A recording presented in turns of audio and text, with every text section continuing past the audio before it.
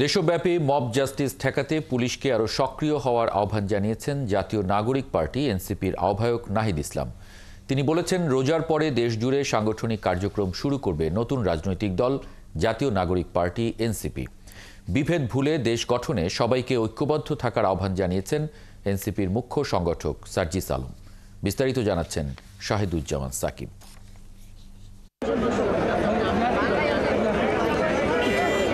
রোজায় গণ ইফতার কর্মসূচি শুরু করেছে নতুন রাজনৈতিক দল জাতীয় নাগরিক পার্টি এনসিপি। বৃহস্পতিবার রাজধানীর ইস্কাটনে এই কর্মসূচিতে অংশ নেন দলটির আহ্বায়ক নাহিদ ইসলাম সহ দলের শীর্ষ নেতারা। দেশের আইন শৃঙ্খলা পরিস্থিতিতে উদ্বেগ প্রকাশ করে নাহিদ ইসলাম বলেন, জনগণের জানমাল রক্ষায় পুলিশকে আরও সক্রিয় হতে হবে। পুলিশকে অবশ্যই সক্রিয় হতে হবে, পুলিশের কাজটা পুলিশকেই করতে দিতে হবে।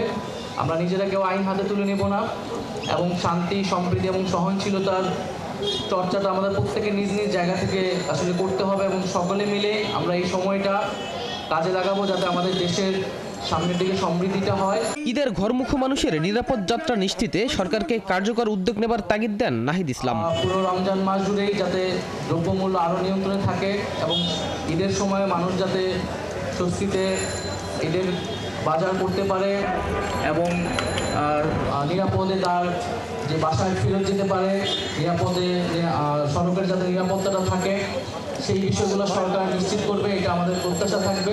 এনসিপির উত্তরাঞ্চলের মুখ্য সংগঠক সার্জিস আলম বলেন, দেশ গঠনে দরকার ঐক্য। আমরা যেন নিজেদের মধ্যে বিভেদ, হানাহানি এসবকে এক পাশে রেখে আমাদের যে ভ্রাতৃত্ববোধ, মানবতাবোধ সেটিকে সামনে রেখে আমরা এগিয়ে যাই।